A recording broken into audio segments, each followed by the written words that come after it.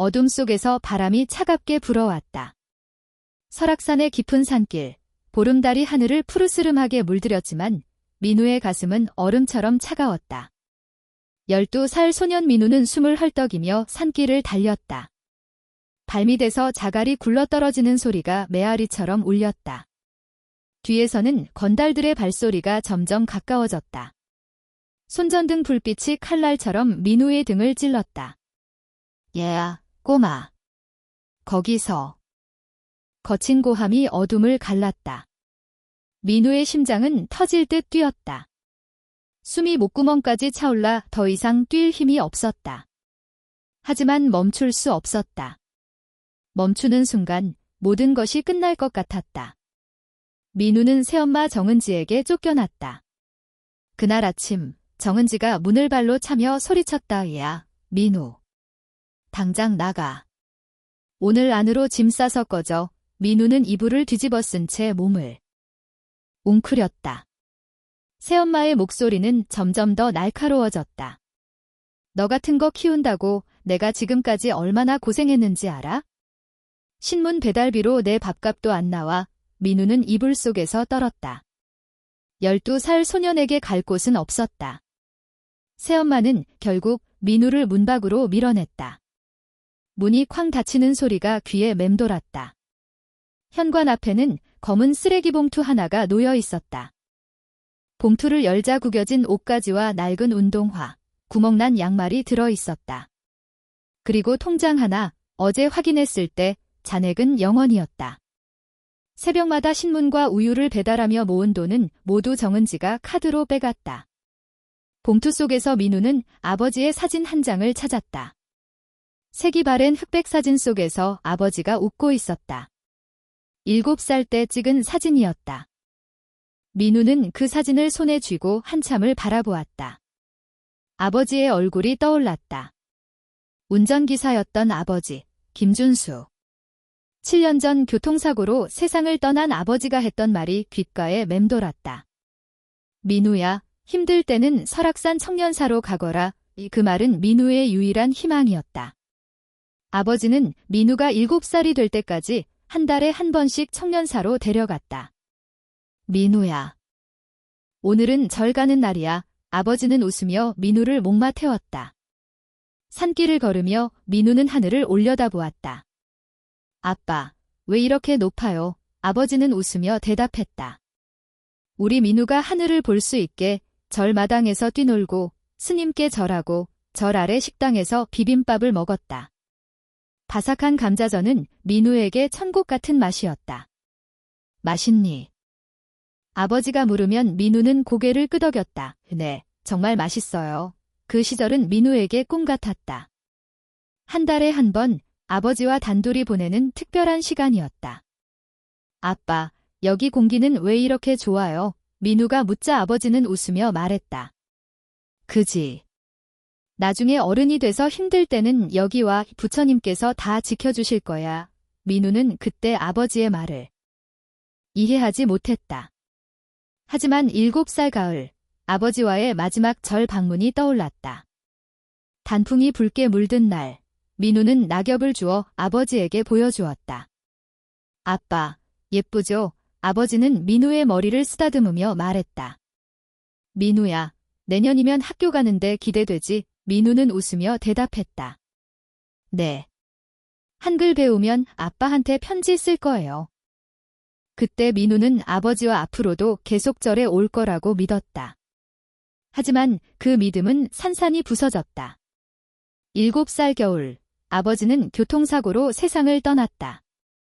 일요일 저녁, 아버지가 현관문을 나서며 말했다. 민우야, 금방 올게. 하지만 30분 뒤 문을 연 건 경찰이었다. 김준수 씨 댁 맞으신가요? 교통사고가 났습니다. 민우는 어머니와 함께 병원으로 달려갔다. 응급실에서 아버지는 하얀 시트에 덮여 있었다. 온몸에 피가 묻어 있었고 얼굴은 창백했다. 민우는 울며 아버지를 흔들었다. 아빠. 아빠, 아버지는 간신히 눈을 떴다. 민우야, 아빠 괜찮아. 미안해, 내가 누군지 말 못해서. 아버지의 목소리는 점점 작아졌다. 민우는 아버지의 손을 붙잡고 울었다. 아빠, 무슨 말이에요? 하지만 아버지는 대답하지 않았다. 고개가 옆으로 떨어지며 숨이 끊어졌다. 그 후 민우는 새엄마 정은지와 살았다.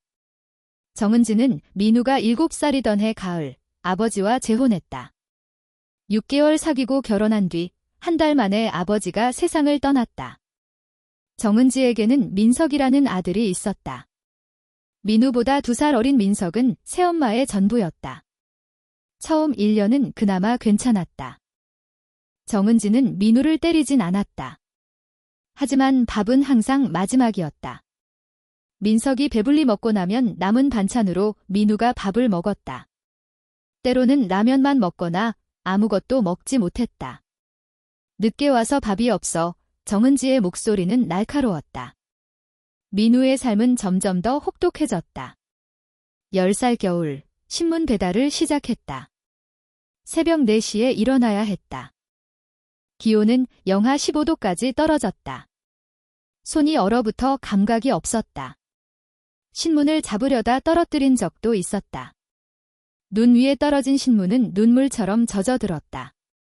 아줌마, 죄송해요. 신문이 젖었어요. 민우는 고개를 숙이며 말했다. 아파트 주민인 아줌마가 손난로를 꺼내 민우의 손에 쥐어주었다. 얘야, 손 좀 봐. 이러다 동상 걸리겠다. 손난로의 따뜻함은 민우의 얼어붙은 손가락을 녹였다. 하지만 집에 돌아오자 정은지가 손난로를 보았다. 이거 어디서 났어? 민우가 조심스럽게 대답했다. 아줌마가 주셨어요. 정은지는 차갑게 말했다. 민석이 줘야지. 동생은 학원 가야 하니까 손 따뜻해야 해. 손난로는 민석에게 넘어갔다. 민우는 우유 배달까지 시작했다. 새벽 4시에 신문을 돌리고 6시에는 우유를 배달했다. 번 돈은 모두 정은지에게 갔다. 동네 사람들은 뒤에서 수근거렸다. 저럴 거면 차라리 고아원에 보내. 하지만 민우에게는 선택지가 없었다. 학교는 늘 지각이었다. 교실 문을 열면 아이들의 시선이 민우를 향했다. 민우야, 왜 맨날 지각하니? 선생님이 한숨을 쉬며 물었다. 민우는 죄송해요 라고만 대답했다. 진짜 이유는 말할 수 없었다. 친구들과 다른 자신의 처지가 부끄러웠다. 민우는 다락방 창고로 쫓겨났다. 민석이 방을 넓게 쓰고 싶다고 했다. 창고는 좁고 춥고 곰팡이 냄새가 났다. 여름엔 숨이 막힐 듯 더웠고 겨울엔 뼈가 시릴 만큼 추웠다. 얇은 이불 한 장이 민우의 전부였다. 손에 동상이 생겼다. 손가락이 빨갛게 부어올랐다. 병원에 가고 싶었지만 말할 수 없었다. 약값 아깝다. 침이나 발라. 정은지의 말은 칼처럼 차가웠다. 밥은 여전히 마지막이었다. 정은지와 민석이 먹고 남은 반찬으로 밥을 먹었다. 지각은 300일을 넘었고 결석은 50일이 되었다. 선생님들은 더 이상 이유를 묻지 않았다. 민우는 그저 가난한 문제아였다. 12살 생일 아침, 정은지가 민우를 내쫓았다. 당장 꺼져. 민우는 가방 하나만 들고 집을 나왔다. 버스터미널 대합실 의자에 앉아 생각했다. 고아원에 갈까? 하지만 고개를 저었다. 또 버림받을 거야? 주머니에서 아버지의 사진을 꺼냈다. 흐릿해진 사진 속에서 아버지가 웃고 있었다. 민우야, 힘들 때는 청년사로 가. 아버지의 목소리가 귓가에 맴돌았다. 민우는 몰래 숨겨둔 10,000원짜리 5장을 꺼냈다. 매표소 직원에게 말했다. 설악산 청년사로 가는 표 주세요. 직원이 물었다. 학생 혼자가. 민우는 짧게 대답했다. 내 외 버스에 올라 창가에 앉았다. 창밖을 멍하니 바라보며 눈물이 흘렀다. 세상이 이렇게 무서운 줄 몰랐다. 버스를 3번 갈아타고 설악산 근처에 도착했다. 산길을 걸어 올라갔다. 해가 지고 있었다. 절까지는 5km였다. 1시간쯤 걸었을 때 뒤에서 차 소리가 들렸다. 검은 승합차가 민우를 지나쳤다. 10m 앞에서 멈췄다. 문이 열리고 두 남자가 내렸다. 험상궂은 얼굴이었다. 얘야, 꼬마, 이리 와. 키 큰 남자가 손짓했다. 민우는 본능적으로 뒤로 물러섰다. 너 민우 맞지? 우리랑 가자. 내 엄마가 찾으래. 본능이 위험을 알렸다. 민우는 고개를 저었다. 싫어요. 안 가요. 남자들의 얼굴이 굳어졌다. 키 작은 남자가 민우의 팔을 잡았다. 민우는 힘껏 뿌리치고 산길로 뛰기 시작했다. 얘야, 저 새끼 잡아. 뒤에서 고함이 들렸다. 발소리가 점점 가까워졌다. 민우는 숨이 차올랐다. 하지만 멈출 수 없었다. 나뭇가지가 얼굴을 스치며 따갑게 긁혔다. 발밑에 돌뿌리가 걸렸지만 넘어지지 않으려 버텼다. 아빠, 살려줘. 민우는 울먹이며 중얼거렸다. 발밑에서 무언가 부러지는 소리가 났다. 그대로 고꾸라졌다. 무릎이 바닥에 부딪히며 날카로운 통증이 올라왔다. 손으로 무릎을 짚자 피가 묻어났다. 손전등 불빛이 민우의 얼굴을 정면으로 비추었다. 다시 일어나 뛰었다. 무릎에서 피가 흘렀지만 멈출 수 없었다. 산길은 점점 좁아졌다. 나뭇가지가 팔을 스쳤다. 거기서 남자의 고함이 귀를 때렸다. 숨이 목구멍까지 차올라 숨쉬기가 힘들었다. 다리가 후들거렸다. 그런데 앞쪽에서 이상한 느낌이 들었다. 바람소리가 더 크게 들렸다. 한 걸음 더 나가려는 순간 발밑에 아무것도 없다는 걸 느꼈다. 황급히 멈췄다. 절벽이었다. 까마득한 어둠이 민우를 맞았다. 100m 아래 계곡에서 물 흐르는 소리가 희미하게 들렸다. 뒤돌아보니 두 남자가 헐떡이며 다가왔다. 손전등 불빛이 민우의 얼굴을 비췄다. 이제 어디로 갈래? 키 큰 남자가 비웃으며 말했다. 민우는 뒤로 한 걸음 물러섰다. 자갈이 굴러떨어졌다. 한참 뒤 바위에 부딪히는 소리가 아득하게 들렸다. 절벽으로 뛰어내리든지 우리한테 오든지 골라. 남자가 천천히 다가왔다. 다른 남자는 옆으로 돌아 도망길을 막았다. 민우는 절벽 끝에 서 있었다. 뒤로는 100m 절벽, 앞으로는 두 남자. 눈을 감았다. 아빠, 미안해요. 민우는 눈물을 흘리며 중얼거렸다. 그 순간 낮고 단단한 목소리가 어둠을 갈랐다. 아미타불 지팡이가 바닥을 두드리는 소리가 리듬을 타며 울려 퍼졌다. 똑, 똑, 똑. 민우가 눈을 떴다. 달빛 아래 흰 장삼을 입은 노스님이 천천히 걸어오고 있었다. 세운현 스님이었다. 스님의 그림자가 보름달 아래 길게 늘어져 있었다.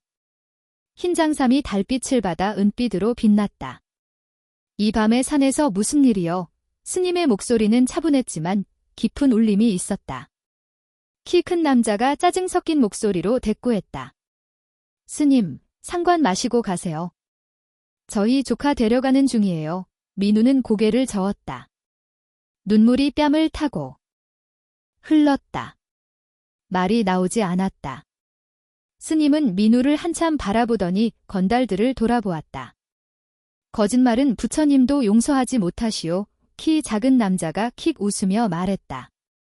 뭐, 부처님. 웃기고 있네? 늙은 땡중이 뭘 할 수 있겠어. 남자가 스님을 위아래로 훑어보며 비웃었다. 바람만 불어도 날아갈 것 같은데? 그냥 가세요. 다치기 전에 키 큰 남자도 거들었다. 맞아. 절에서 연불이나 외우지. 왜 나와서 일을 만들어요. 두 남자는 서로 눈짓하며 웃었다. 스님은 아무 말도 하지 않았다. 지팡이를 땅에 짚고 조용히 서 있을 뿐이었다. 달빛이 스님의 흰머리를 비추고 있었다. 갑자기 키 작은 남자가 짜증을 내며 다가왔다. 이 영감탱이가 말이 안 통하네. 비켜. 남자가 스님의 어깨를 밀려고 손을 뻗었다. 그 순간 정광석화였다. 스님의 손이 뱀처럼 빠르게 움직였다. 휘깃. 건달의 손목을 붙잡더니 엄지와 검지로 정확한 혀를 눌렀다. 탁. 으아, 건달의 얼굴이 순간 일그러졌다. 남자는 땅에 못이라도 박힌 듯 무릎을 꿇었다. 손목을 잡힌 채로 마치 절하는 것 같았다. 달빛 아래 건달의 얼굴에 땀이 송글송글 맺혔다. 아, 아파. 손목이 부러지는 것 같아. 스님은 여전히 평온한 표정이었다. 합곡혈, 손목의 기운을 막으면 온몸에 힘이 빠지는 법이요. 키 큰 남자가 벌떡 일어나 소리쳤다. 이 망할 영감탱이가. 남자가 주먹을 치켜들고 스님을 향해 달려들었다. 민우는 스님이 다칠까 봐 비명을 지르려 했다. 하지만 스님은 고개를 살짝 기울였다. 주먹이 허공을 갈랐다. 휘깃. 스님의 지팡이가 번개처럼 올라갔다. 탁, 지팡이 끝이 건달의 명치를 정확히 찔렀다. 건달의 몸이 활처럼 구부러졌다. 숨이 막혀 헐떡였다. 스님은 지팡이를 빙 돌려 건달의 정강이를 쳤다. 퍽커. 건달이 한쪽 무릎을 꿇었다. 스님은 다시 지팡이를 땅에 짚었다. 단중혈, 가슴 중앙을 찌르면 호흡이 막히고 승산혈, 정강이를 치면 다리에 힘이 빠지는 법이요. 건달 둘은 땅에 엎드려 신음하고 있었다. 한 명은 손목을, 다른 한 명은 명치와 정강이를 부여잡고 있었다. 달빛 아래 그들의 얼굴은 고통으로 일그러져 있었다. 소림 72에 꾸준히 수련했더니 이렇게 부처님의 뜻대로 쓰는구나. 스님이 중얼거렸다. 키 작은 남자가 바지 주머니에서 뭔가를 꺼내려 했다. 달빛에 반짝이는 칼이 보였다. 이 땡새끼 죽여버린다. 남자가 떨리는 손으로 칼을 꺼냈다. 스님은 돌아보지도 않았다. 하지만 지팡이가 뒤로 휙 날아갔다. 탁. 지팡이 끝이 건달의 손목을 정확히 쳤다. 아, 칼이 손에서 떨어져 절벽 아래로 굴러떨어졌다. 한참 뒤 계곡 바닥에 떨어지는 소리가 들렸다. 스님은 천천히 돌아섰다. 건달에게 다가가 남자의 어깨에 손을 올렸다. 풍지혈. 목덜미를 누르면 탁, 스님의 손가락이 건달의 목덜미를 정확히 찔렀다. 건달의 눈이 흐려지며 비틀거렸다. 의식을 잃을 듯 고개가 떨어졌다. 스님은 남자를 바위에 기대 앉혔다. 10초도 되지 않는 시간 동안 건달 둘은 완전히 제압되었다. 한 명은 손목이 비틀어져 움직이지 못했고 다른 한 명은 목덜미를 잡고 의식이 흐려진 채였다. 달빛 아래 스님의 그림자가 길게 드리워져 있었다. 스님은 숨 하나 흐트러지지 않았다. 마치 산책하다 잠시 멈춘 듯 평온했다. 손목을 잡힌 건달이 떨리는 목소리로 말했다. 제발 놓아주세요. 스님이 손을 놓자 건달은 비틀거리며 일어났다. 도망가자 동료를 부축해 절뚝거리며 산길로 사라졌다. 그들의 눈에는 공포가 가득했다. 손전등 불빛이 점점 멀어졌다. 고요함이 찾아왔다. 산에는 벌레 소리만 들렸다.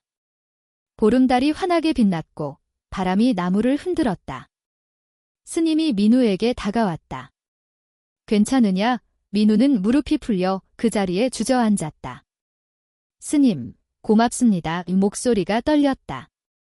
스님이 민우의 손을 잡아 일으켰다. 그 순간 달빛이 민우의 손목 안쪽을 비췄다. 소매가 거쳐 올라가 있었다. 손목에 붉은 연꽃 모양의 점이 선명하게 드러났다. 꽃잎 5개, 가운데 암술 3개, 왼쪽 아래에 작은 점 하나, 스님의 손이 떨리기 시작했다. 이럴 수가. 이 스님의 얼굴이 하얗게 질렸다. 스님은 민우의 손목을 더 가까이 들여다보았다. 손전등 불빛 아래 점의 윤곽이 또렷했다. 어릴 때부터 있던 점이에요. 친구들이 많이 놀렸어요. 민우는 떨리는 목소리로 말했다. 세운현 스님은 대답 없이 한참 동안 민우의 손목을 바라보았다. 그리고 천천히 고개를 들어 민우의 얼굴을 쳐다보았다. 이름이 뭐니? 김민우예요. 민우의 목소리는 여전히 떨렸다. 스님은 민우의 손목을 보며 중얼거렸다. 김민우. 아미타불, 인연이란 이렇게 돌고 도는구나. 민우는 알 수 없는 두려움이 밀려왔다. 스님이 민우의 두 손을 꼭 잡았다. 일어날 수 있겠니? 스님의 목소리는 부드러웠다. 민우는 고개를 끄덕였지만 다리에 힘이 들어가지 않았다. 무릎에서 흐른 피가 바지를 적시고 있었다. 스님이 민우의 상태를 살피더니 등을 돌렸다. 엎거라.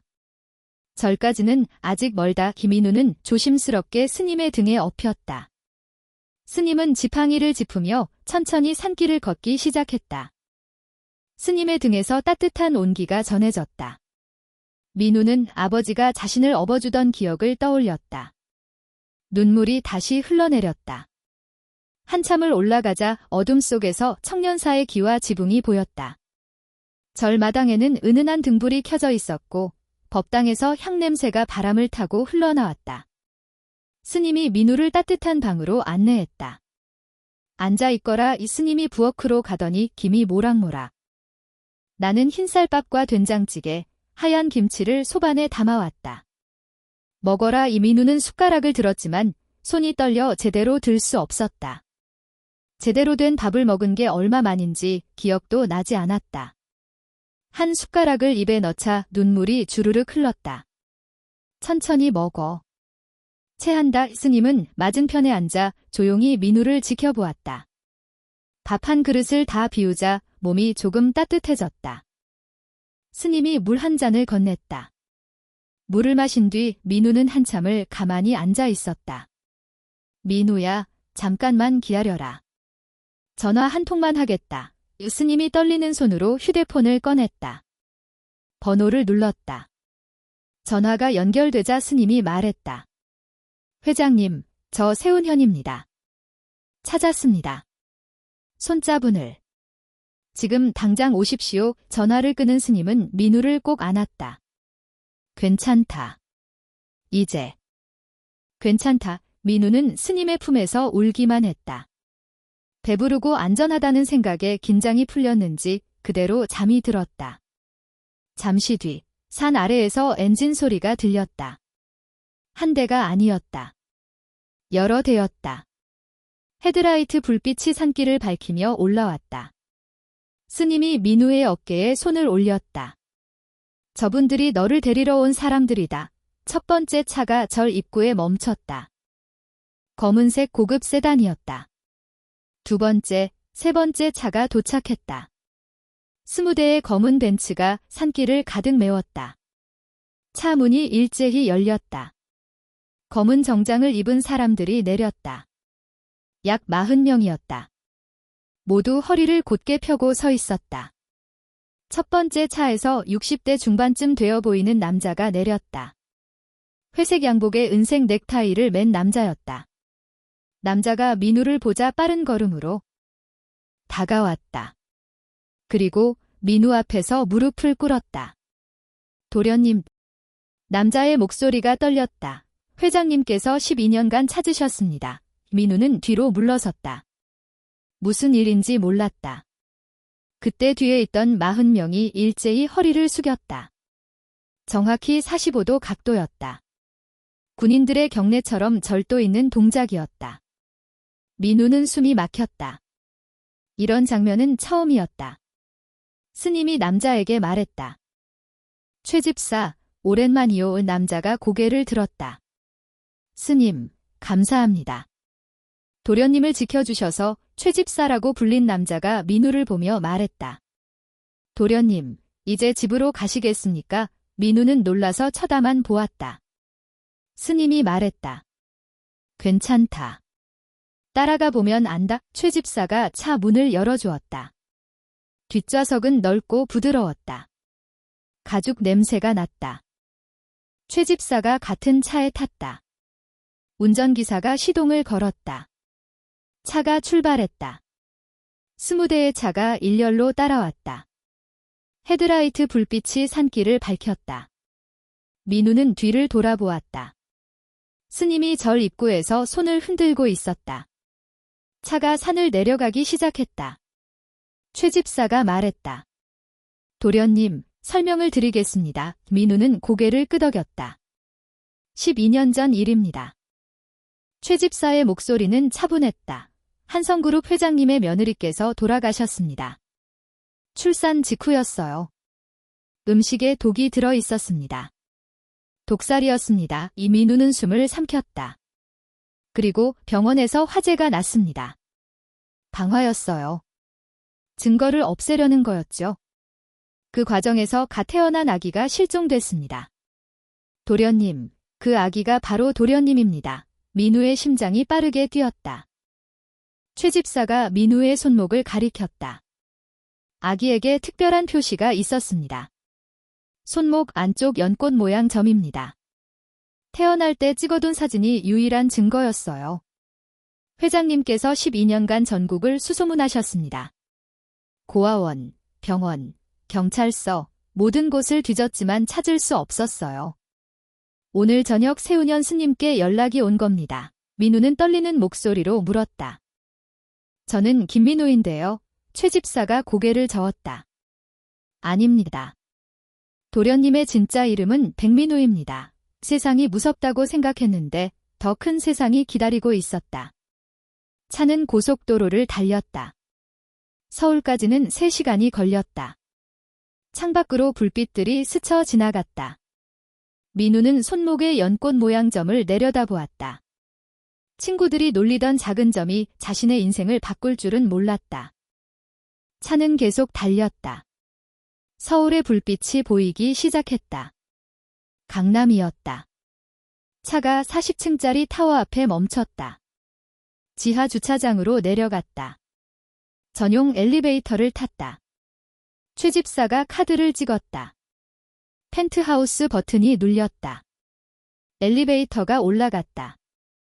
40층에서 멈췄다. 문이 열렸다. 대리석 바닥이 반짝이는 현관이 보였다. 최 집사가 앞장섰다. 신발을 벗고 안으로 들어갔다. 거실은 100평은 되어 보였다. 천장이 높았고 통유리 창으로 서울 야경이 한눈에 들어왔다. 소파에 흰머리 노인이 앉아 있었다. 60대 중반쯤 되어 보였다. 노인이 민우를 보자 벌떡 일어났다. 지팡이를 짚고 천천히 다가왔다. 노인의 눈에서 눈물이 흘렀다. 민우야. 목소리가 떨렸다. 12년을 찾았다. 노인이 민우를 꼭 안았다. 할아버지의 품은 따뜻했다. 민우는 그제야 울음을 터뜨렸다. 한참을 울다 할아버지가 민우를 소파에 앉혔다. 최 집사가 차를 가져왔다. 할아버지가 서랍에서 낡은 봉투를 꺼냈다.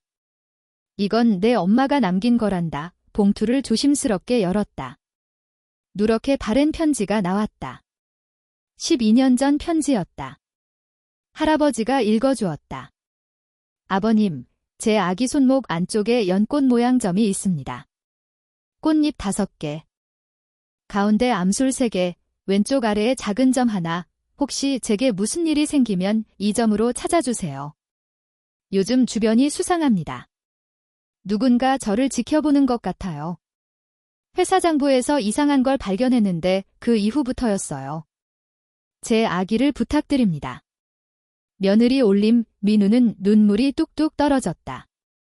엄마가 자신을 지키려 했구나. 할아버지가 민우의 손을 잡았다. 그래, 내 엄마는 끝까지 널 지키려 했단다. 할아버지는 천천히 말을 이어갔다. 민우야, 이제 진실을 말해줄게. 할아버지의 목소리는 낮고 떨렸다. 내 엄마는 기업 변호사 출신이었어. 총명하고 정의로운 사람이었지? 내 친아버지와 연애 끝에 결혼했단다. 회사 일을 돕다가 장부에서 수천억 원대 횡령을 발견했어. 그게 화근이었지. 민우는 숨을 삼켰다. 출산 직후 병문안을 온 사람이 가져온 음식에 독이 들어 있었어. 내 엄마가 돌아가시기 전 간호사에게 말씀하셨지. 내 아기를 지켜달라고.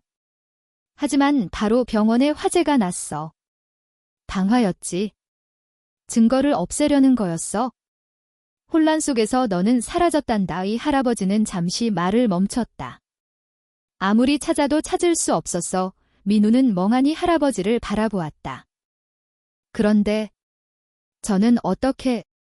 할아버지가 말을 이었다. 며칠 전 일이야. 퇴직한 간호사가 양심 선언을 했단다.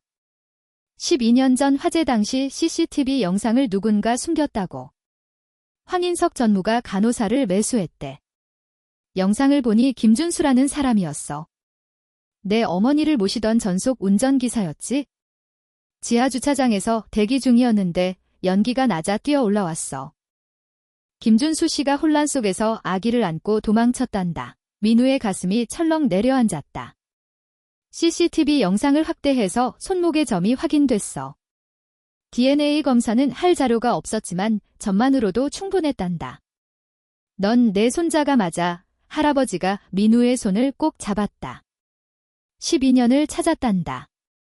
전국을 뒤졌어. 고아원, 병원, 경찰서, 모든 곳을 다녔지. 하지만 찾을 수 없었어. 김준수 씨가 널 숨긴 거였어. 널 지키려고. 최 집사가 태블릿을 꺼내 영상을 보여주었다. 흐릿한 화면 속에서 운전기사 김준수가 아기를 안고 뛰어나가는 모습이 보였다.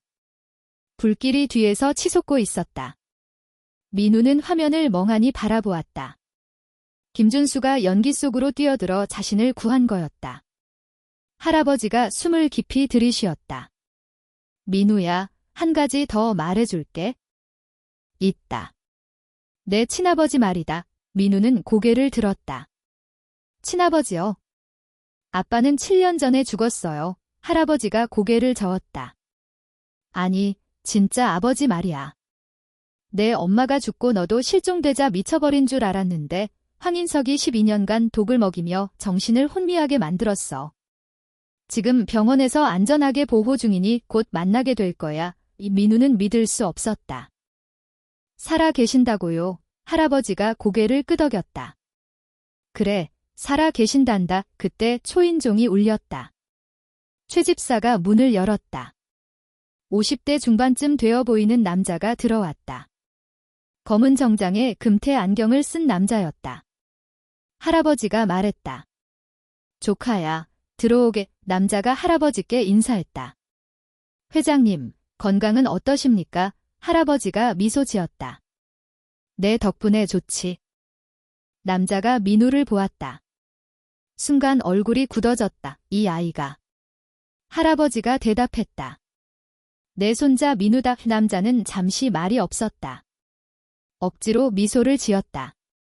축하드립니다. 회장님. 하지만 눈빛은 차가웠다. 민우는 소름이 돋았다. 남자가 나간 뒤 할아버지가 말했다. 저 사람이 황인석 전무다. 내 조카이자 우리 회사 이사야. 할아버지는 웃었지만 황인석의 눈빛은 얼음 같았다. 그날 밤 민우는 부모 없는 가난한 소년에서 재벌가의 손자가 되었다. 할아버지가 말했다. 민우야, 오늘 많이 힘들었지? 일단 씻고 자거라. 가정부 아주머니가 민우를 욕실로 데려갔다. 따뜻한 물이 나왔다. 5년 만에 제대로 된 샤워였다. 비누 거품이 몸을 감쌌다. 깨끗한 수건 냄새가 났다. 새 잠옷을 입었다.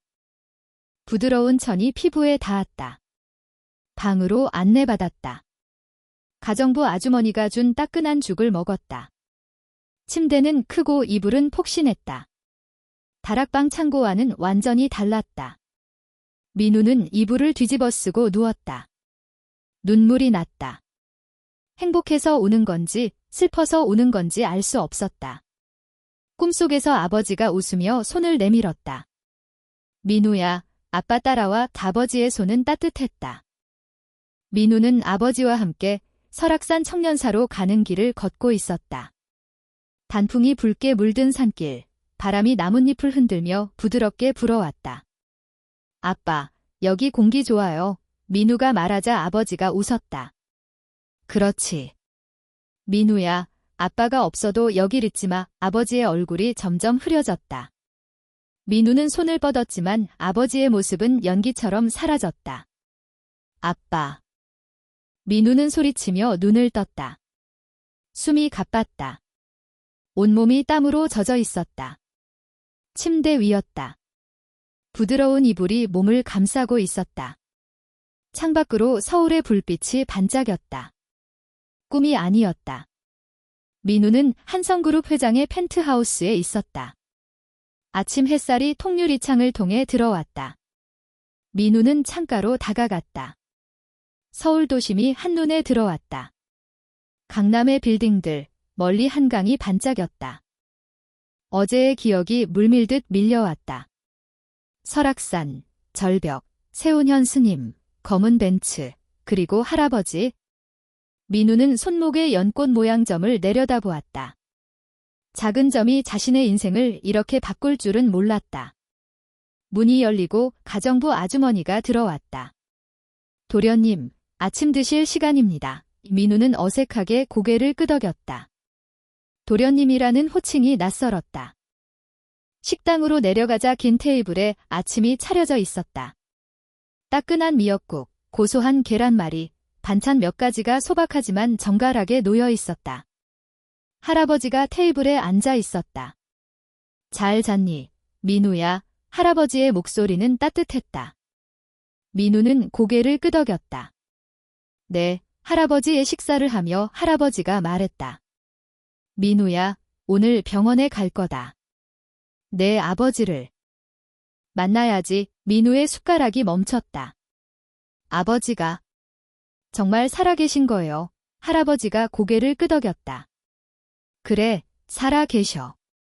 하지만 오랫동안 약에 중독돼서 정신이 혼미했단다. 지금은 치료받고 있어. 민우의 가슴이 쿵쾅거렸다. 아버지가 살아있다는 말은 믿기 어려웠다. 아버지가 말했다. 내 엄마가 돌아가시고 내가 실종된 뒤 내 아버지는 회사를 떠났어. 황인석이 약을 먹이며 정신을 흐리게 했지?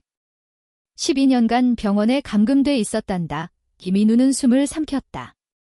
황인석이요? 그게 누군데요? 할아버지의 눈빛이 어두워졌다.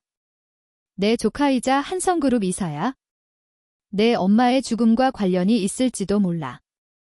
식사가 끝난 뒤 최 집사가 민우를 차로 안내했다. 검은 벤츠가 대기하고 있었다. 차는 강남의 한 대형 병원으로 향했다. 병원 로비는 넓고 조용했다. 간호사들이 최 집사를 보자 고개를 숙였다. 엘리베이터를 타고 15층으로 올라갔다. 복도 끝에 VIP 병실이 있었다. 문이 열리자 침대에 누운 남자가 보였다. 40대 후반쯤 되어 보였다. 얼굴은 창백했고 눈은 멍하니 천장을 바라보고 있었다. 할아버지가 민우의 손을 잡고 다가갔다. 민우야, 이분이 내 아버지다. 민우는 숨을 멈췄다. 남자는 천천히 고개를 돌렸다. 민우를 보자 눈이 커졌다. 민우, 남자의 목소리가 떨렸다. 민우는 무슨 말을 해야 할지 몰랐다. 아버지, 민우의 목소리도 떨렸다. 남자가 손을 뻗었다. 민우는 그 손을 잡았다. 따뜻했다. 눈물이 흘렀다. 의사가 들어왔다. 회장님, 백상민 대표님의 상태가 많이 좋아졌습니다. 약물은 거의 제거됐고 정신도 점점 맑아지고 있습니다. 할아버지가 고개를 끄덕였다. 고맙네, 김 박사. 민우는 아버지의 손을 놓지 않았다. 아버지가 말했다. 민우야, 미안하다. 내가 널 지키지 못했어. 민우는 고개를 저었다. 아니에요, 아버지. 이제 만났잖아요. 아버지의 눈에서도 눈물이 흘렀다. 민우는 아버지의 품에 안겼다. 12년 만의 재회였다. 할아버지가 말했다. 민우야, 이제 우리 가족이 다시 뭉쳤단다. 하지만 아직 해야 할 일이 많아. 민우는 고개를 들었다. 해야 할 일요. 할아버지의 눈빛이 단단해졌다. 그래, 내 엄마의 죽음에 대한 진실을 밝혀야지. 병원을 나와 차에 올랐다. 최 집사가 말했다. 도련님, 회장님께서 준비하신 집으로 가겠습니다. 민우는 고개를 끄덕였다. 차는 한남동의 고급 주택가로 향했다. 언덕 위에 있는 저택이었다. 대문이 열리자 넓은 정원이 펼쳐졌다. 집 안으로 들어가자 가정부들이 줄지어 인사했다. 민우는 어색하게 고개를 숙였다. 방으로 안내받았다. 방은 민우가 살던 다락방과는 비교도 안 될 만큼 넓었다. 책상, 침대, 옷장이 모두 새 것이었다. 옷장에는 새 옷들이 가득했다. 민우는 옷을 만져보았다. 부드러운 천이 손에 닿았다. 가정부 아주머니가 말했다. 도련님, 옷은 모두 도련님 치수에 맞춘 겁니다. 민우는 믿을 수 없었다. 이 모든 게 자신의 것이라니. 저녁이 되자 할아버지가 민우를 불렀다. 서재였다. 책장이 벽을 가득 채우고 있었다. 할아버지가 책상 위에 서류를 펼쳤다. 민우야. 이건 내 엄마가 남긴 자료다. 내 서류에는 한성그룹의 장부가 있었다.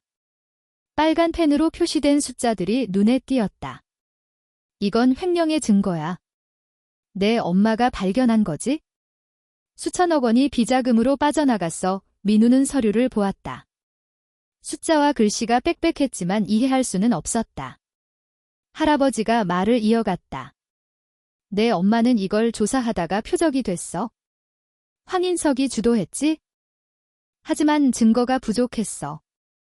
그래서 12년간 기다린 거야. 민우는 숨을 삼켰다. 그럼 황인석이 엄마를. 할아버지가 고개를 끄덕였다. 아직 확실한 증거는 없지만 분명 연관이 있어. 할아버지가 서류를 덮었다.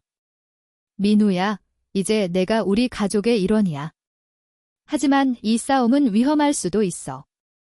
준비됐니? 민우는 잠시 생각했다. 정은지에게 쫓겨난 날. 설악산 절벽에서 죽을 뻔한 순간이 떠올랐다. 할아버지, 저 준비됐어요. 민우의 목소리는 단단했다. 할아버지가 미소 지었다. 그래, 내 손자답다. 다음 날 아침, 민우는 새 교복을 입었다. 한성그룹에서 운영하는 사립학교로 전학을 가는 날이었다. 교복은 어깨에 딱 맞았다. 거울 속의 자신이 낯설었다. 다락방에서 지내던 때와는 전혀 다른 모습이었다. 최 집사가 민우를 학교로 데려갔다. 차는 강남의 고급 학교 앞에 멈췄다. 교문에는 한성학원이란 글씨가 새겨져 있었다. 학생들이 고급 외제차에서 내리고 있었다. 민우는 어색하게 교복을 매만졌다. 최 집사가 말했다. 도련님, 걱정 마세요. 회장님께서 다 준비하셨습니다. 김민우는 고개를 끄덕였다. 하지만 가슴은 쿵쾅거렸다. 교실로 들어가자 아이들의 시선이 민우에게 쏠렸다. 담임 선생님이 민우를 소개했다. 여러분, 오늘 전학 온 백민우 학생입니다. 김민우는 고개를 숙였다. 안녕하세요. 아이들이 웅성거렸다. 한성그룹 회장님 손자 아니야? 진짜 재벌이야. 속삭임이 교실을 채웠다. 민우는 얼굴이 뜨거워졌다. 수업이 시작되자 민우는 책상에 앉아 창밖을 바라보았다. 친구를 사귀는 법을 몰랐다. 정은지 밑에서 살며 친구라곤 없었다. 점심시간이 되자 아이들이 민우 주위로 몰려들었다. 한 여학생이 물었다. 민우야, 진짜 한성그룹 손자 맞아? 민우는 어색하게 웃었다. 네, 맞아요. 아이들이 더 몰려들었다. 민우는 당황했다. 관심이 부담스러웠다. 방과 후, 최 집사가 민우를 데리러 왔다. 차 안에서 민우가 물었다. 최 집사님. 황인석 전무는 어떤 사람이에요? 최 집사가 운전대를 잡은 손을 멈칫했다. 도련님, 왜 갑자기 그를 묻는 겁니까? 민우는 할아버지가 했던 말을 떠올렸다. 할아버지가 황인석이 엄마의 죽음과 관련이 있을지도 모른다고 했어요. 최 집사가 한숨을 쉬었다. 도련님, 황인석 전무는 회장님의 조카입니다. 한성그룹의 이사로 오래 일했죠. 하지만 욕심이 많아요. 회장님의 신뢰를 받으면서도 늘 더 큰 권력을 원했어요. 민우는 고개를 끄덕였다. 황인석의 차가운 눈빛이 떠올랐다. 집으로 돌아오자 할아버지가 서재에서 기다리고 있었다. 책상 위에 새로운 서류가 놓여 있었다.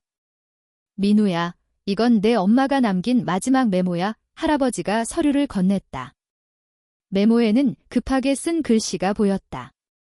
황인석, 이돈민, 장부, 비자금. 병원 화재. 민우는 숨을 삼켰다.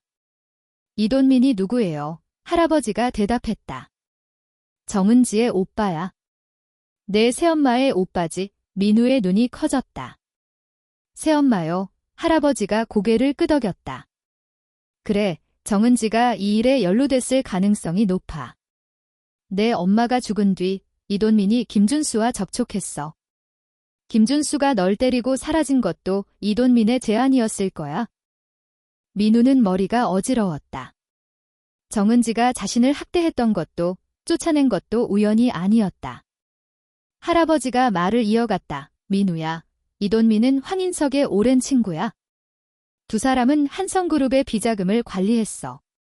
내 엄마가 그걸 알아챈 거지. 민우는 주먹을 꽉 쥐었다. 그럼 저를 쫓아낸 것도? 할아버지가 고개를 끄덕였다. 그래? 널 없애려 했을 가능성이 높아. 설악산에서 널 쫓던 그 건달들도 이돈민이 보냈을 거야. 이 민우는 이를 악물었다. 정은지의 차가운 얼굴이 떠올랐다.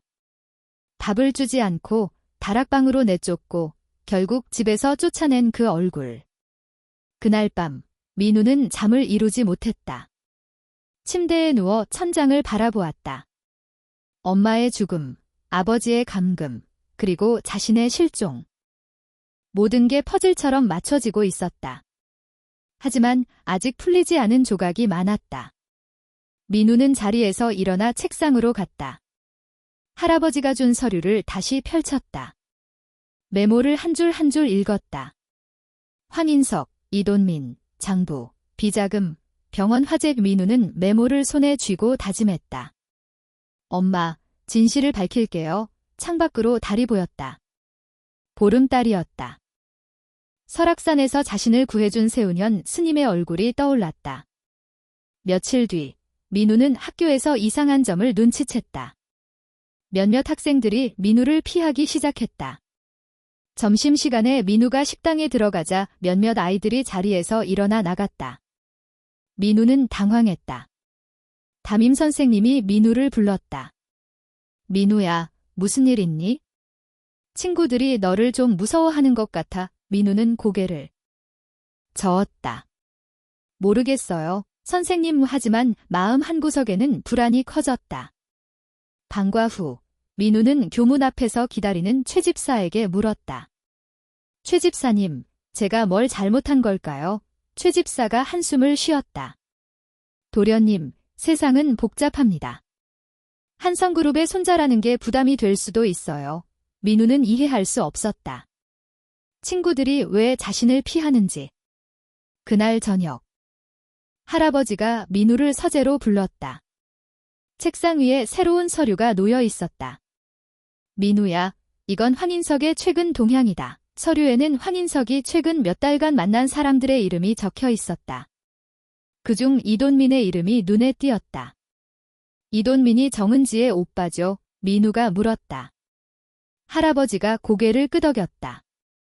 그래, 그리고 이돈민은 황인석의 비자금 세탁을 도운 핵심 인물이야. 민우는 서류를 넘겼다. 사진이 한 장 붙어 있었다. 설악산에서 자신을 쫓던 두 건달의 얼굴이었다. 이 사람들. 민우의 목소리가 떨렸다. 할아버지가 말했다. 이돈민이 고용한 자들이다. 널 없애려 했던 거야? 민우는 주먹을 꽉 쥐었다. 왜 저르려? 할아버지가 한숨을 쉬었다. 민우야, 내가 한성그룹의 후계자라는 게 알려지면 황인석과 이돈민의 비자금이 드러날 가능성이 높아져. 널 없애는 게 그들에게 가장 안전한 방법이었지. 민우는 이를 악물었다. 정은지가 자신을 쫓아낸 것도 설악산에서 건달들이 자신을 쫓은 것도 모두 계획된 일이었다. 할아버지가 말을 이어갔다. 민우야, 이제 우리가 움직여야 한다. 증거를 모아야 해. 민우는 고개를 끄덕였다. 할아버지, 제가 뭘 하면 되나요? 할아버지가 미소 지었다. 내 엄마처럼 용기를 내는 거다. 다음 날, 민우는 학교에서 한 여학생과 이야기를 나눴다. 이름은 지연이었다. 지연은 민우에게 다가가 말했다. 민우야, 너 괜찮아. 애들이 이상한 소문을 퍼뜨리고 있어. 민우가 물었다. 무슨 소문? 지연이 망설이다 대답했다. 내가 한성그룹 손자라서 애들을 괴롭힐 거라고. 누가 퍼뜨린 건진 모르겠어. 민우는 가슴이 철렁했다. 황인석이나 이돈민의 지들까? 민우는 지연에게 말했다. 고마워, 지연아. 나 그런 사람 아니야. 지연이 웃었다. 알아. 너 좋은 애 같아. 민우는 처음으로 친구가 생긴 기분이었다. 그날 밤, 민우는 할아버지와 함께 서류를 검토했다. 최 집사가 새로운 정보를 가져왔다. 회장님. 황인석이 최근 비밀 계좌를 통해 돈을 옮겼습니다. 스위스 은행으로 500억 원입니다. 할아버지가 눈썹을 찌푸렸다. 증거는 최 집사가 태블릿을 꺼냈다. 계좌 내역이 화면에 떴다. 민우는 화면을 보았다. 복잡한 숫자와 영어가 가득했다. 할아버지가 말했다. 민우야, 이건 황인석이 비자금을 숨기려는 흔적이다. 하지만 아직 법적 증거로는 부족해. 민우가 물었다. 그럼 어떻게 해야 하나요? 할아버지가 대답했다. 직접 찾아야지. 황인석의 사무실에 자료가 있을 거야. 민우는 숨을 깊이 들이쉬었다. 제가 갈게요. 할아버지가 놀란 눈으로 민우를 보았다. 민우야, 위험해. 하지만 민우는 단호했다. 할아버지, 엄마의 진실을 밝히고 싶어요. 할아버지는 한참 동안 민우를 바라보았다. 그리고 고개를 끄덕였다. 알았다. 하지만 최 집사가 함께 갈 거다. 민우는 어두운 복도에 서 있었다. 한성그룹 본사 30층, 황인석 전무의 사무실 앞이었다. 밤 11시가 넘은 시간, 건물은 고요했다. 최 집사가 민우 옆에 서 있었다. 도련님, 정말 하시겠습니까? 최 집사의 목소리는 낮았지만 걱정이 묻어 있었다. 민우는 고개를 끄덕였다. 해야 해요. 엄마의 진실을 찾고 싶어요. 손에 든 작은 손전등이 떨리고 있었다. 최 집사가 카드를 꺼내 문을 열었다. 전자 잠금 장치가 찰칵 소리를 내며 열렸다. 사무실 안으로 들어가자 고급스러운 가죽 냄새와 서류 냄새가 코를 찔렀다. 책상 위에는 최신 컴퓨터와 서류 더미가 놓여 있었다. 창밖으로 서울의 야경이 펼쳐졌다. 민우는 숨을 깊이 들이쉬었다. 두려움이 밀려왔지만 물러설 수 없었다. 최 집사가 말했다. 도련님, 시간은 20분뿐입니다. 경비가 순찰을 돌 거예요. 민우는 고개를 끄덕였다. 책상 서랍부터 뒤지기 시작했다. 서류 더미 속에서 계약서, 메모, 영수증이 나왔다. 하지만 비자금과 관련된 건 없었다. 민우는 컴퓨터를 켰다. 비밀번호 화면이 떴다. 최 집사님, 비밀번호는요? 최 집사가 USB를 꺼냈다. 해커가 준비한 겁니다. USB를 꽂자 화면이 깜빡이며 잠금이 풀렸다. 민우는 숨을 삼켰다. 폴더가 수십 개 떠 있었다. 하나하나 열어보았다. 대부분 회사 보고서와 이메일이었다. 그러다 쉬스라는 폴더가 눈에 띄었다. 클릭하자 암호화된 파일이 나왔다. 민우는 떨리는 손으로 파일을 열었다. 스위스 은행 계좌. 내역이었다. 500억 원이 넘는 금액이 여러 차례 송금된 기록이 있었다. 수취인은 익명이었지만 송금 날짜와 금액은 할아버지가 말한 비자금과 일치했다. 민우가 파일을 USB에 복사하려는 순간 복도에서 발소리가 들렸다. 최 집사가 민우를 끌어당겼다. 숨으세요. 두 사람은 책상 밑으로 몸을 숨겼다. 문이 열리고 누군가 들어왔다. 발소리가 점점 가까워졌다. 민우는 숨을 죽였다. 심장이 귀를 때렸다. 손전등 불빛이 사무실을 훑었다. 여기 아무도 없나? 중년 남자의 목소리였다. 경비였다. 최 집사가 민우의 손을 꼭 잡았다. 경비의 발소리가 책상 근처에서 멈췄다. 민우는 이를 악물었다. 경비가 한 바퀴 돌더니 다시 문 쪽으로 걸어갔다. 문이 닫히는 소리가 들렸다. 민우와 최 집사는 한참을 기다린 뒤 책상 밑에서 나왔다. 도련님, 빨리 마무리해야 합니다. 최 집사가 속삭였다. 민우는 USB에 파일을 복사했다. 복사가 끝나자 컴퓨터를 끄고 서랍을 원래대로 정리했다. 사무실을 나와 엘리베이터를 탔다. 민우의 손은 땀으로 젖어 있었다. 차에 올라 최 집사가 말했다. 도련님, 잘하셨습니다. 이제 회장님께 보여드리죠. 차는 한남동 저택으로 향했다. 할아버지는 서재에서 기다리고 있었다. 민우가 USB를 건넸다. 할아버지가 파일을 열어보았다. 화면에 계좌 내역이 떴다. 할아버지의 눈이 날카로워졌다. 이건 황인석이 비자금을 숨긴 증거야. 하지만 아직 부족해. 직접적인 연관성을 증명할 서류가 더 필요해. 민우는 실망했지만 고개를 끄덕였다. 할아버지, 더 찾아볼게요. 할아버지가 미소 지었다. 민우야, 내 엄마처럼 용감하구나. 다음 날, 민우는 학교에서 지연과 이야기를 나눴다. 지연아, 혹시 황인석 전무에 대해 아는 거 있니? 지연이 눈을 동그랗게 떴다. 황인석. 우리 아빠가 한성그룹에서 일하는데 그 사람 좀 무섭다고 했어? 왜? 민우는 망설이다 말했다. 그냥 궁금해서. 지연이 고개를 갸웃했지만 더 묻지 않았다. 민우는 점심시간에 도서관으로 갔다. 학교 컴퓨터로 한성그룹 관련 기사를 검색했다. 황인석의 이름이 여러 기사에 나왔다. 한성그룹의 차기 후계자, 냉철한 경영자라는 제목이 눈에 띄었다. 하지만 비자금이나 횡령에 대한 이야기는 없었다. 민우는 한숨을 쉬었다. 증거를 찾는 건 생각보다 어려웠다. 그날 저녁, 최 집사가 민우를 병원으로 데려갔다. 아버지가 퇴원 준비를 하고 있었다. 병실에 들어가자 아버지가 침대에 앉아 있었다. 얼굴에 혈색이 돌아오고 있었다. 민우야, 와줬구나. 아버지가 미소 지었다. 민우는 아버지의 손을 잡았다. 아버지, 기분이 어때요? 아버지가 대답했다. 점점 나아지고 있어? 내 덕분이야. 민우는 눈물이 날 뻔했다. 아버지가 말을 이어갔다. 민우야. 내 엄마의 죽음에 대해 할아버지가 말해줬지? 나도 그때 의심했어.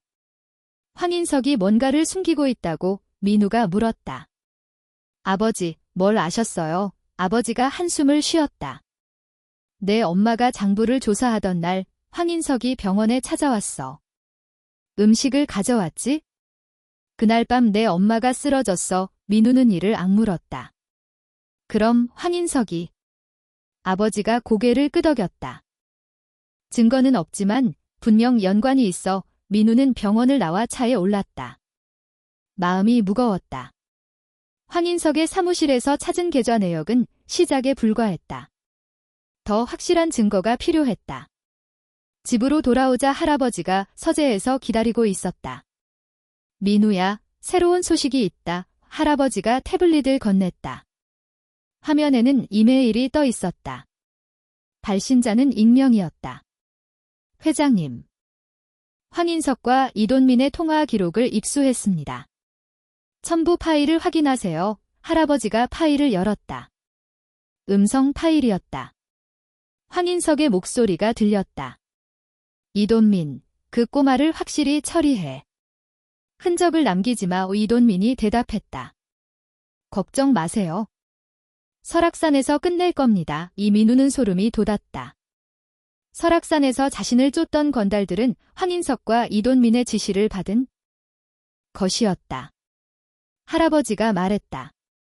민우야, 이건 큰 증거다. 하지만 법정에서 쓰려면 더 확실한 물증이 필요해. 민우는 고개를 끄덕였다. 할아버지, 제가 찾아볼게요. 할아버지가 민우의 어깨를 두드렸다. 조심해라.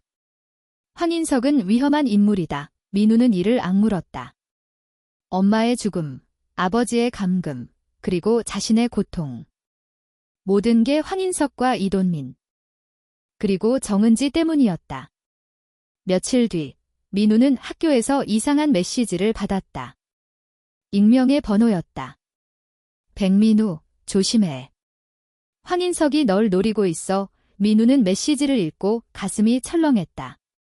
지연에게 보여주었다. 지연이 말했다. 민우야, 이거 위험해 보여. 경찰에 알려야 해. 민우는 고개를 저었다. 아직 증거가 부족해. 경찰이 움직이려면 더 확실한 게 필요해. 지연이 걱정스러운 눈으로 민우를 보았다. 너무 위험해. 혼자 하지 마. 민우는 미소 지었다. 괜찮아. 할아버지와 최 집사님이 도와줄 거야. 그날 밤, 민우는 최 집사와 함께 황인석의 별장을 조사하기로 했다. 별장은 한성그룹 소유의 강원도 산속에 있었다. 황인석이 비자금 관련 서류를 숨겼을 가능성이 높았다. 차는 밤길을 달렸다. 민우는 창밖을 바라보았다. 달빛이 나무 사이로 비쳤다. 설악산에서 도망치던 날이 떠올랐다. 두려움이 밀려왔지만 이를 악물었다. 최 집사가 말했다. 도련님, 별장 경비가 삼엄합니다. 조심해야 합니다. 민우는 고개를 끄덕였다. 차가 별장 근처에 멈췄다. 울타리 너머로 별장이 보였다.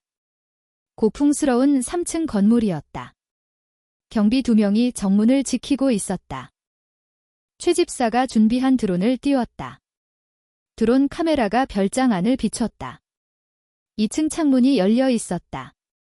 도련님, 저쪽으로 들어갑시다. 최 집사가 울타리를 넘는 법을 알려주었다.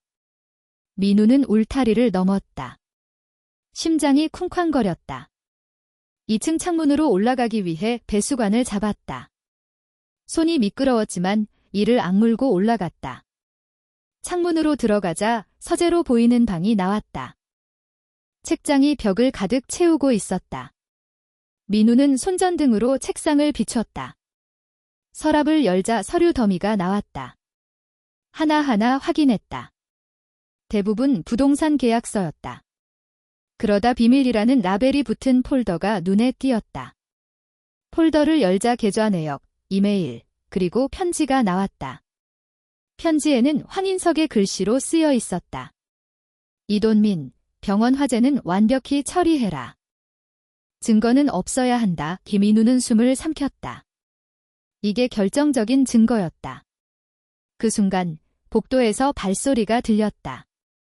민우는 서랍을 닫고 책상 밑으로 숨었다. 문이 열리고 누군가 들어왔다. 황인석이었다. 전화로 누군가와 통화하고 있었다. 이돈민, 꼬마가 아직 살아있어. 정은지가 제대로 처리하지 못했어. 민우는 이를 악물었다. 황인석이 책상 앞에 섰다. 민우는 숨을 죽였다. 황인석이 서랍을 열었다. 이상하군. 누가 만진 것 같아. 민우의 심장이 멈출 것 같았다. 황인석이 전화를 끊고 방을 나갔다.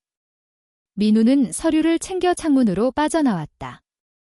최 집사가 밖에서 기다리고 있었다. 도련님, 괜찮으십니까? 민우는 숨을 몰아쉬며 고개를 끄덕였다.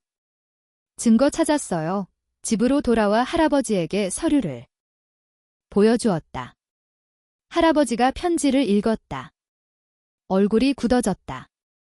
민우야, 이건 충분해.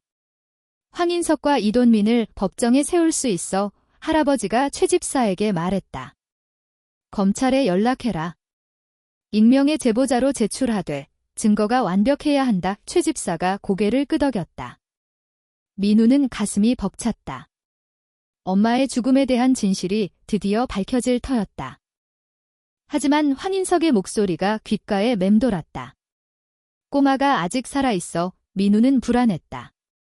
황인석이 자신을 포기하지 않을 것 같았다. 며칠 뒤 뉴스에서 속보가 나왔다. 한성그룹 황인석 전무, 횡령 및 살인교사 혐의로 검찰 수사. 민우는 TV를 멍하니 바라보았다. 할아버지가 말했다. 민우야, 이제 시작이다. 법정에서 모든 걸 밝혀야 해. 민우는 고개를 끄덕였다. 하지만 마음 한구석에는 두려움이 남아있었다. 법정은 고요했다. 서울중앙지방법원 대법정이었다. 민우는 증인석에 앉아 있었다. 13살 소년의 작은 어깨가 떨리고 있었다. 하지만 눈빛은 단단했다. 맞은편에 황인석, 이돈민, 그리고 정은지가 피고인석에 앉아 있었다. 황인석은 여전히 차가운 눈빛으로 민우를 노려보았다. 이돈민은 고개를 숙이고 있었고 정은지는 불안한 듯 손을 꼼지락거렸다. 검사석에서 검사가 서류를 펼쳤다. 재판장님, 피고인 황인석, 이돈민, 정은지의 혐의를 입증할 증거를 제출하겠습니다. 민우가 황인석의 별장에서 찾아낸 서류, 계좌 내역, 통화 녹음이 스크린에 떴다. 법정 안이 술렁였다. 검사가 민우를 불렀다. 증인 백민우. 당시 상황을 설명해 주세요. 민우는 숨을 깊이 들이쉬었다. 설악산에서 쫓기던 날, 정은지가 자신을 쫓아낸 순간, 그리고 황인석의 사무실과 별장에서 증거를 찾은 과정을 말했다. 목소리가 떨렸지만 멈추지 않았다. 저는 엄마의 진실을 찾고 싶었어요. 그래서 증거를 모았습니다. 법정 안은 조용했다. 판사가 민우를 바라보았다. 용감한 증언입니다. 황인석이 자리에서 벌떡 일어났다. 이 꼬마가 거짓말을 하고 있습니다. 하지만 판사가 손을 들어 막았다. 피고인, 조용히 하세요. 재판은 몇 주간 이어졌다. 증거는 차곡차곡 쌓였다. 황인석의 비자금 계좌, 이돈민과의 통화 녹음, 정은지가 민우를 학대한 증거까지. 퇴직 간호사의 양심 선언도 결정적이었다. 12년 전 병원 화재 당시 황인석이 간호사를 매수해 CCTV를 숨겼다는 증언이었다. 검사 측 변호사가 마지막 변론을 했다. 피고 법정은 고요했다. 서울중앙지방법원 대법정. 공기가 무겁게 가라앉아 있었다. 민우는 증인석에 앉아 있었다. 13살 소년의 작은 어깨가 미세하게 떨렸지만 그의 눈빛은 단단했다. 맞은편 피고인석에는 황인석, 이돈민, 그리고 정은지가 앉아 있었다. 황인석은 여전히 차가운 눈빛으로 민우를 노려보았다. 그의 눈에는 분노와 패배가 뒤섞여 있었다. 이돈민은 고개를 푹 숙이고 있었고 정은지는 불안한 듯 손을 꼼지락거리며 바닥을 내려다보고 있었다. 검사석에서 검사가 서류를 펼쳤다. 그의 목소리는 차분했지만 단호했다. 재판장님, 피고인 황인석, 이돈민, 정은지의 혐의를 입증할 증거를 제출하겠습니다. 커다란 스크린에 민우가 황인석의 별장에서 찾아낸 서류, 스위스 은행 계좌 내역, 그리고 황인석과 이돈민의 통화 녹음이 차례로 떴다. 법정 안이 술렁였다. 민우는 손을 꽉 쥐었다. 손바닥이 땀으로 젖어 있었다. 그의 시선은 스크린에 고정되어 있었다. 그곳에는 엄마의 죽음, 아버지의 감금, 그리고 자신의 고통을 만든 증거들이 펼쳐져 있었다. 검사가 민우를 불렀다. 증인 백민우, 당시 상황을 설명해 주세요. 민우는 숨을 깊이 들이쉬었다. 목이 메어 말이 나오지 않을 것 같았지만 이를 악물었다. 설악산에서 건달들에게 쫓기던 날, 정은지가 자신을 집에서 내쫓은 순간, 그리고 황인석의 사무실과 별장에서 증거를 찾기 위해 위험을 무릅쓴 과정을 하나하나 말했다. 목소리가 떨렸지만 멈추지 않았다. 저는 엄마의 진실을 찾고 싶었어요. 그래서 증거를 모았습니다. 엄마가 왜 죽었는지, 왜 제가 이런 삶을 살아야 했는지 알고 싶었어요. 민우의 목소리는 점점 또렷해졌다. 법정 안은 고요했다. 판사가 민우를 바라보았다. 그의 눈에는 놀라움과 연민이 섞여 있었다. 용감한 증언입니다. 백민우 군 황인석이 자리에서 벌떡 일어났다. 이 꼬마가 거짓말을 하고 있습니다. 저를 함정에 빠뜨리려는 음모예요. 그의 목소리는 날카로웠지만 떨리고 있었다. 판사가 손을 들어 막았다. 피고인, 조용히 하세요. 법정을 방해하면 퇴정 조치하겠습니다. 황인석은 이를 악물며 자리에 앉았다. 그의 눈은 여전히 민우를 노려보고 있었다. 재판은 몇 주간 이어졌다. 증거는 차곡차곡 쌓였다. 황인석의 비자금 계좌 내역, 이돈민과의 통화 녹음, 그리고 정은지가 민우를 학대한 증거까지. 특히 결정적이었던 것은 퇴직 간호사의 양심 선언이었다. 12년 전 병원 화재 당시 황인석이 간호사를 매수해 CCTV 영상을 숨겼다는 증언이었다. 간호사는 떨리는 목소리로 말했다. 황인석 전무가 제게 돈을 주며 영상을 지우라고 했습니다. 그날 밤 병원 화재가 일어났고 아기가 사라졌어요. 저는 그때 침묵했지만 이제 더는 죄책감을 견딜 수 없었습니다. 법정안이 다시 술렁였다. 민우는 아버지의 손을 꼭 잡았다. 아버지는 퇴원 후 법정에 함께 나왔다. 그의 손은 따뜻했지만 떨리고 있었다. 민우는 아버지의 손을 더 세게 잡았다. 아버지가 속삭였다. 민우야, 잘하고 있어. 민우는 고개를 끄덕였다. 가슴이 벅찼다. 엄마를 위한 싸움이 끝나가고 있었다. 검사 측 변호사가 마지막 변론을 시작했다. 그의 목소리는 단호하고 힘이 있었다. 재판장님, 피고인 황인석은 한성그룹의 비자금을 횡령하고 백민우의 모친을 독살했으며 병원 화재를 지시해 증거를 인멸하려 했습니다. 이돈민은 이 범죄의 실행을 도왔고 정은지는 백민우를 학대하며 범죄를 은폐하려 했습니다. 이들의 행위는 한 가정을 파괴하고 한 어린 소년의 삶을 송두리째 앗아갔습니다. 변호사는 민우를 바라보았다. 하지만 백민우 군은 용기를 잃지 않았습니다. 그는 어머니의 진실을 밝히기 위해 그리고 정의를 위해 싸웠습니다. 민우는 눈물이 고였다. 변호사의 말이 가슴을 울렸다. 검사 측 변론이 끝난 뒤 황인석의 변호사가 반박에 나섰다. 하지만 그의 목소리는 힘없었다. 증거가 너무 명확했다. 황인석은 더 이상 빠져나갈 구멍이 없었다. 판결 날이 다가왔다.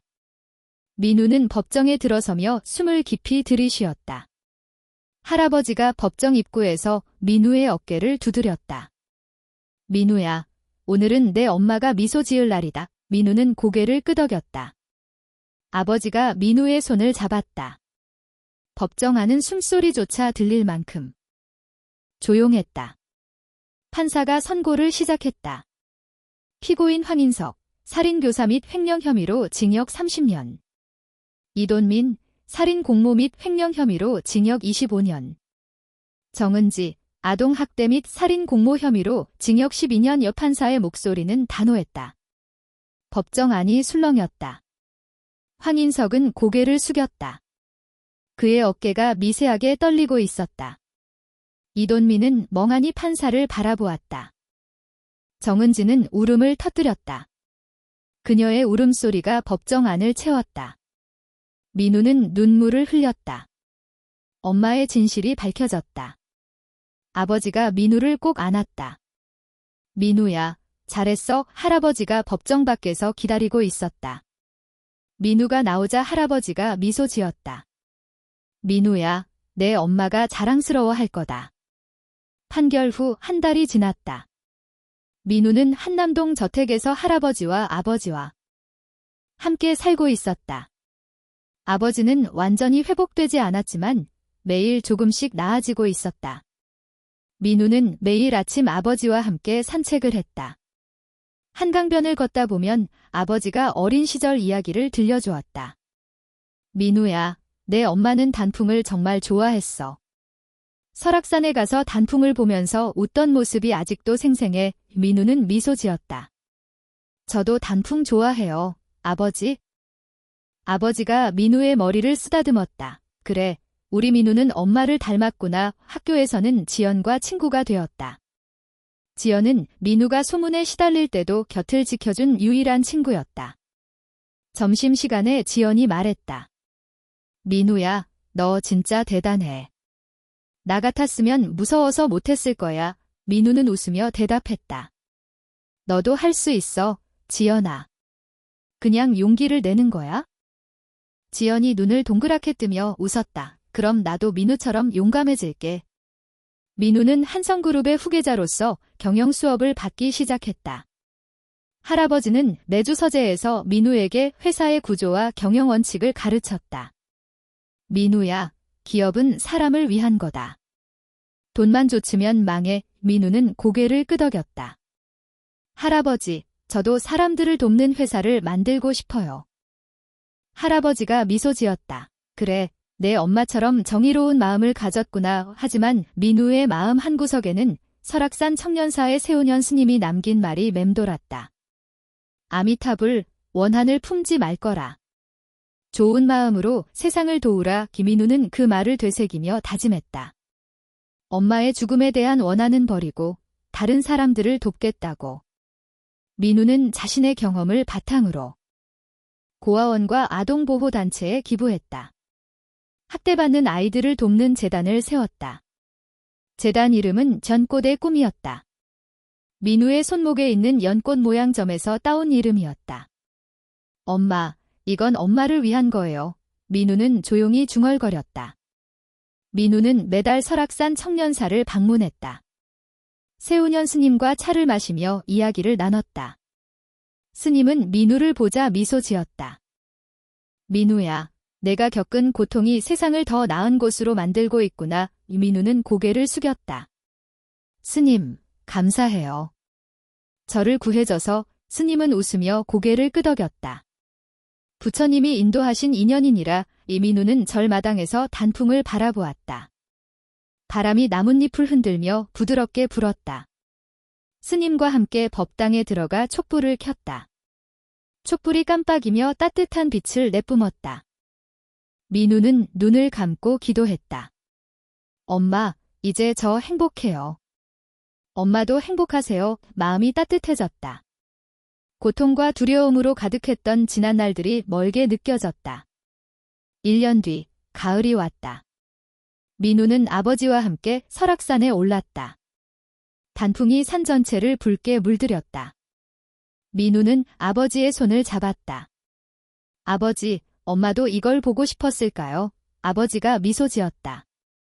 그래. 내 엄마는 단풍을 좋아했지? 너랑 나랑 이렇게 같이 오는 걸 상상했을 거야. 민우는 하늘을 올려다보았다. 햇살이 나뭇잎 사이로 비쳐들었다. 바람이 부드럽게 불었다.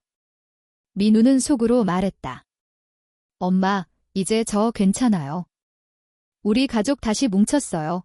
하늘에서 햇살이 민우의 얼굴을 비췄다. 세상은 따뜻했다. 민우는 아버지와 함께 산길을 걸었다. 단풍잎이 발밑에서 바스락거렸다. 멀리 청년사의 종소리가 은은하게 울렸다. 민우는 미소 지었다. 새로운 삶이 시작되었다. 고통은 끝났고 희망이 그 자리를 채웠다. 민우는 손목의 연꽃점을 만졌다. 이제 그 점은 더 이상 놀림의 대상이 아니었다. 그것은 엄마의 사랑, 그리고 민우의 용기를 상징하는 표식이었다.